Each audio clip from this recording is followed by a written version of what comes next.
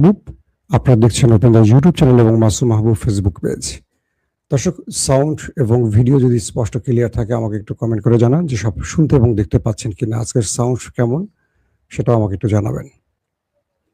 দর্শক, আজকের সবচেয়ে বড় যে খবরটি, ইরান আমেরিকার মধ্যে একটা বড় মহাযুদ্ধ লেগে যেতে পারে সেই আশঙ্কা তৈরি হয়েছে। আমেরিকা তার ওয়ারশিপ নিয়ে, তার নেভি টিম নিয়ে, আকাশে তার অ্যাটাকিং হেলিকপ্টার নিয়ে হরমুজে প্রবেশ করে গেছে। পাশাপাশি তার সবচেয়ে বড় রণতরী জর্জ বুশ ইতিমধ্যে হরমুজের উদ্দেশ্যে, হরমুজ মানে ইরানের জলসীমার উদ্দেশ্যে এগিয়ে আসছে আফ্রিকা অঞ্চল দিয়ে। পাশাপাশি ভারতের তেলের ট্যাঙ্কারে ইরান হামলা করেছে। এটা নিয়ে ভারতের থাকা ইরানের রাষ্ট্রদূতকে তলব করা হয়েছে।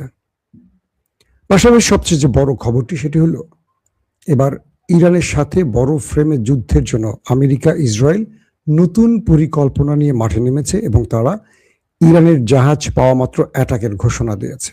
সবকিছু মিলে মধ্যপ্রাচ্য আবারও অশান্ত হয়ে উঠছে। আমি আপনাদেরকে সংক্ষিপ্ত সময়ের মধ্যে এই খবরগুলো দেওয়ার চেষ্টা করব। আপনারা সবাই শুনতে এবং দেখতে পাচ্ছেন আশা করি। প্রথম যে ঝামেলাটি হয়েছে, ডোনাল্ড ট্রাম্প হরমুজ প্রণালী ছাড়বেন না, তিনি ঘোষণা দিয়েছেন। আর ইরান বলছে, তুমি হরমুজ থেকে না গেলে আমার অবরোধ অব্যাহত থাকবে। অর্থাৎ ইরানের জলসীমা হরমুজে আমেরিকা উড়ে এসে জুড়ে বসে বলছে এটা এখন অবরোধ চলবে। ইরান আমেরিকার সাথে যতগুলি আলোচনা করেছে পাকিস্তান, মিশর বা টার্কির মাধ্যমে, প্রত্যেকটি জায়গায় ডোনাল্ড ট্রাম্প বলছেন একটা, পরবর্তী ইসরায়েলের চাপে পড়ে করছেন আরেকটা। মার্কিন গণমাধ্যমগুলো ডোনাল্ড ট্রাম্পের কিছু তথ্য প্রচার করেছেন। গত 4 বছরে ডোনাল্ড ট্রাম্পের কিছু আমলনামা প্রকাশ করেছেন। বলা হচ্ছে, গত 4 বছরে ডোনাল্ড ট্রাম্প প্রতিদিন গড়ে 35 বা 34 বার মিথ্যা কথা বলেছেন।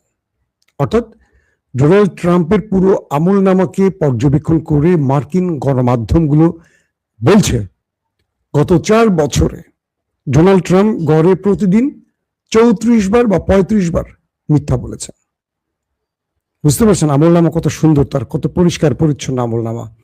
একটা বৃহৎ রাষ্ট্রের প্রেসিডেন্ট গড়ে 34 থেকে 35 বার মিথ্যা বলেছে, যেটা রেকর্ডেড। এ আড়ালে যেগুলো রেকর্ড হয়নি ক্যামেরায়, সেটার কথা বলা মুশকিল। তাহলে সংখ্যাটা কত হবে? পাকিস্তান পড়ে গেছে সবচেয়ে বড় চাপে, কারণ পাকিস্তান এই দুটো দেশের মধ্যে আলোচনা চালিয়ে যাচ্ছিল। পাকিস্তান চেষ্টা করছিল যে কোনোভাবে এই দুটো দেশের মধ্যে সম্পর্ককে ধরে, মানে যুদ্ধবিরতিটা ধরে রাখা এবং একটি সমাধান যেন হয় দুই রাষ্ট্রের মধ্যে, এটি পাকিস্তান মনে প্রাণে চেয়েছিল। এই জন্য আসিম মনির, শাহবাজ শরীফ ব্যাপক কাজ করেছে এবং আসিম মনির ইরানের সফর করেছেন ইরানকে রাজি করাতে আমেরিকার প্রস্তাবে। ইরান পাকিস্তানের বন্ধু রাষ্ট্র বলে ইরান রাজিও হয়েছে। এরপর ইরান হরমুজ প্রণালী খুলেও দিয়েছে। যখন ইরান হরমুজ প্রণালী খুলে দিয়েছে, আমেরিকা এটাকে নিজের বিজয় হিসেবে দেখে নিজের অবরোধ অব্যাহত রেখেছে। এরপর 24 ঘন্টা পর ইরান আবারও হরমুজ প্রণালী বন্ধ করে দেয়। এবার আমেরিকা, ইসরায়েল, যেমন আল জাজিরার হিসেবে বা আল জাজিরার তথ্য মতে, আল জাজিরা বলছে আমেরিকা ইসরায়েল ইরানের বিরুদ্ধে একটি বড় আক্রমণের প্রস্তুতি নিচ্ছে এবং ইসরায়েলের গণমাধ্যমগুলো এই তথ্য নিশ্চিত করেছে যে তারা একটা বড় আক্রমণের জন্য কাজ শুরু করেছে এবং তারা সেইভাবেই মধ্যপ্রাচ্যের সকল সামরিক শক্তি সরঞ্জাম জড়ো করছে। এখন প্রশ্ন হলো, আমেরিকা আসলে চাইছে কি, ইসরায়েল আসলে চাইছে কি? তারা ইরানের ধোলাই খাবার পর তারা চেয়েছিল যুদ্ধবিরতি দিয়ে কিছুদিন সময়। এই সময়ের মধ্যে আমেরিকা নতুন করে তার অস্ত্র নিয়ে আবারও মধ্যপ্রাচ্যে ঘাঁটি কাটবে, কারণ ইরান এই অঞ্চলে মার্কিন ঘাঁটিগুলোকে ধ্বংস করেছে, প্রতিরক্ষা ব্যবস্থাগুলোকে ধ্বংস করেছে এবং মার্কিন সেনাবাহিনীদের ব্যাপক ক্ষতি করেছে। এটিকে কয়েকদিনের মধ্যে নতুন করে রিপ্লেস করে ইরানের সাথে লড়াইটা। কিন্তু পৃথিবীকে আমেরিকা ইসরায়েল দেখিয়েছে তারা শান্তির জন্য আলোচনা করতে চায়, কিন্তু ঘটনা ছিল ভিন্ন। ইরান হরমুজ প্রণালী খুলে দেওয়ার পর আমেরিকা সেখান থেকে যায়নি। ইরান বলল তোমার শর্ত ছিল তুমি এখান থেকে চলে যাবা, তুমি যাচ্ছ না কেন? তখন ইরান বন্ধ করে দিয়েছে। পাশাপাশি ইরান বলে দিয়েছে যে হরমুজ প্রণালী দিয়ে প্রতিটি জাহাজকে টোল দিয়ে যেতে হবে। ইতিমধ্যে বেশ কিছু জাহাজ টোল দিয়ে গেছে। হঠাৎ করে আমেরিকার অন্যতম মিত্র ভারত বা ইসরায়েলের সবচেয়ে প্রিয় বন্ধু ভারত, ইসরায়েল এবং আমেরিকার শক্তি নিয়ে হরমুজ প্রণালী অতিক্রম শুরু করলে সেই ভারতীয় জাহাজটিতে ইরান আক্রমণ করে বসে। এরপর ইরানের রাষ্ট্রদূত যিনি ভারতে আছেন তাকে তলব করেছে আমেরিকা, ভারত, এবং তাকে বলা হয়েছে যে আমরা তো ইরানের বন্ধু রাষ্ট্র, আমরা তো ইরানের ইচ্ছার বাইরে কিছু করছি না, তাহলে আমাদের উপর আক্রমণ করা হলো কেন? ইরান তাকে সাফ জানিয়ে দিয়েছে যে তুমি ইসরায়েলের মিত্র এবং তুমি তলে তলে ওদের হয়ে কাজ করছো। আমরা তোমাকে বন্ধু যে শব্দটি বলো সেই বন্ধুত্বের শব্দতে আর আশ্বস্ত বা বিশ্বাস করতে পারছি না। এখন মূলত যুদ্ধটা একটা ফ্রেমে চলে গেছে, যে ফ্রেমটা খুব কঠিন আকার ধারণ করছে। সেটা কি? আমেরিকা তার সকল শক্তি নিয়ে হরমুজে চলে আসছে, তার নেভিকে হরমুজে টেনে আনছে, তার প্রচুর ওয়ারশিপকে আনছে, তার অ্যাটাকিং হেলিকপ্টারগুলোকে নিয়ে আসছে। অর্থাৎ ইরানের যে কোনো সময় আজকালকের মধ্যে আবার বড় আক্রমণ ঘটিয়ে ফেলতে পারে এই দেশ দুটো। বলা হচ্ছে আমেরিকা এখন ইরানের জাহাজ যদি হরমুজে পায়, এটা হলো আজকে সবচেয়ে ভয়ঙ্কর খবর। আমেরিকা ঘোষণা দিয়েছে তারা যদি হরমুজে ইরানের কোনো জাহাজ পায়, হয় সেটাকে আক্রমণ করে ধ্বংস করবে, অথবা সেটাকে তারা আটকে রাখবে। অর্থাৎ কিডন্যাপ বলা যায় যদি আমরা বাংলা ভাষায় বলি। মানে হরমুজ প্রণালী হলো ইরানের জলসীমা, সেখানে আমেরিকা এখন ইরানের জাহাজ পেলে হয় আক্রমণ করবে, অথবা আমেরিকা সেই জাহাজটিকে নিয়ে যাবে, দখলে নেবে, তার পক্ষে দখলে নেবে। ইরান বলছে যে তুমি আমার জলরাশিতে আমার জাহাজ আটকাবার কে?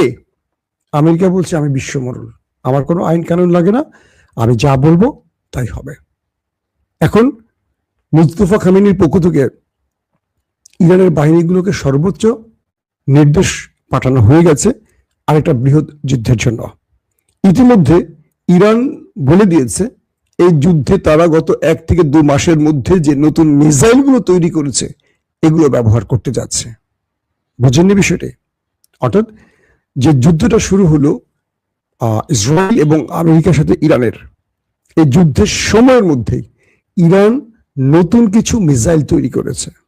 এই মিসাইলগুলো কিভাবে তৈরি করেছে, কেন তৈরি করেছে, সেটার ব্যাখ্যায় আসছে এরকম যে ইরান তার পূর্বের মিসাইলগুলো দিয়ে আক্রমণ করেছে শত্রুদের। এই মিসাইলগুলো কোনটা ফেল করেছে, কোনটা সফল হয়েছে, তার উপর একটা পর্যবেক্ষণ তৈরি করেছে ইরান। এবং এই আক্রমণের মধ্যে যে মিসাইলগুলো সফলভাবে আমেরিকা, ইসরায়েল বা গালফে হিট করেছে, সেই মিসাইলগুলোকে আরো আপগ্রেড ভার্সনে ইরান তৈরি করছে এবং শত্রুর দুর্বলতাগুলো ইরান চিহ্নিত করতে পারায় ইরান এখন নতুন আদলে নতুন ভেরিয়েন্টের মিসাইল তৈরি করছে। ইরানের পক্ষ থেকে বলা হয়েছে এই মিসাইলগুলো তারা গত 1-1.5 মাস বা 2 মাসের মধ্যে তৈরি করেছে। বুঝতে পারছেন? অর্থাৎ যে লড়াইটা হয়েছে ওই দেশগুলোর সাথে ইরানের, যে মিসাইলগুলো সফলতা পেয়েছে, আবার শত্রুর দুর্বলতা কোন কোন টাইপের, কোন কোন পজিশনে, সেই পজিশনগুলোকে চূড়ান্ত করেছে। কোন মিসাইলগুলো সেই পজিশন ভাঙতে পারে সেটাকে তারা ঠিক করেছে। কোন মিসাইল সাকসেসলি শত্রুর বৃহৎ ক্ষতি করতে পারে সেটাকে তারা কনফার্ম করেছে। তো এই বিষয়গুলোকে তারা ঠিক করে তাদের যারা ড্রোন বা মিসাইল তৈরি করে তাদেরকে দিয়ে নতুন আদলে ভয়ঙ্কর সব মিসাইল ইরান তৈরি করেছে। এবং ইরান বলছে এই মিসাইলগুলো তারা এবার ব্যবহার করবে শত্রুর বিরুদ্ধে। পাশাপাশি আল জাজিরা বলছে যে ইরানের 40% ড্রোন এখনো অব্যাহত আছে। আমেরিকা যে দাবিটি করেছে যে ইরানের ড্রোন বা মিসাইল স্টোরেজ তারা শেষ করে দিয়েছে, ধ্বংস করে দিয়েছে, আল জাজিরা বিভিন্ন তথ্য উপাত্ত সংগ্রহ করে বলছে যে না, ইরানের 40% ড্রোন এখনো ঠিক আছে। আর ইরান বলছে তাদের কাছে আছে প্রায় 80,000-এর উপর ড্রোন এখনো অক্ষত, যেগুলো শত্রুর বিরুদ্ধে তারা ব্যবহার করতে যাচ্ছে। পাশাপাশি প্রতিদিন তাদের অজস্র ড্রোন এবং মিসাইল তৈরি হচ্ছে।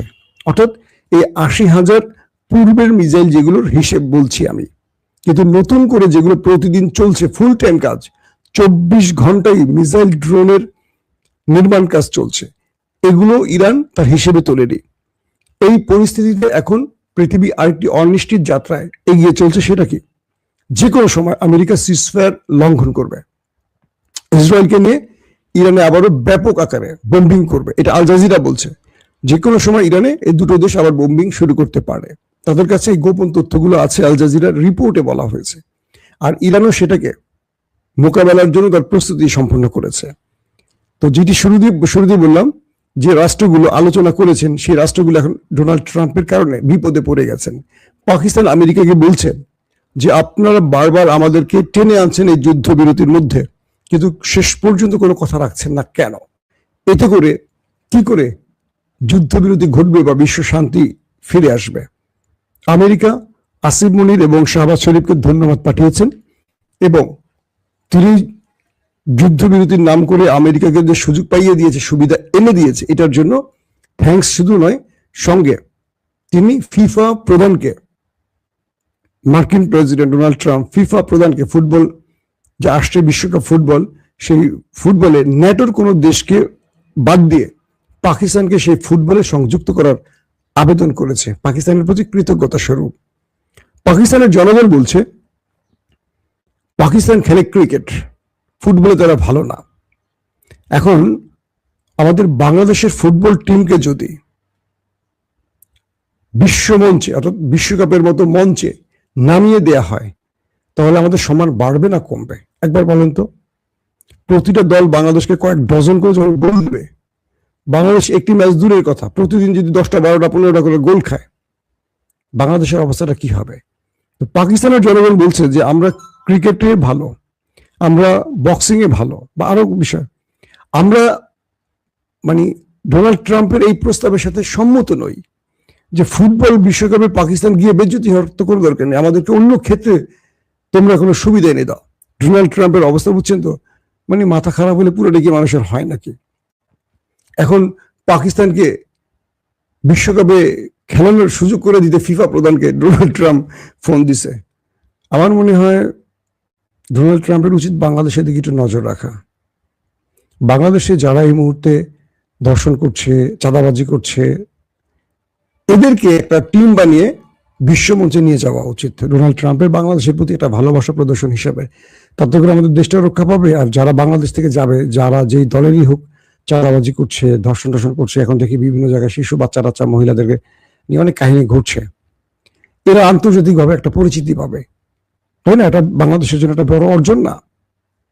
আজকে সকালে একটা ভিডিও দেখলাম, একজন একটা ভিডিও করছে দুটো বোতল নিয়ে, দুটো বোতলেই একই জিনিস চলে আসলো বাংলাদেশে।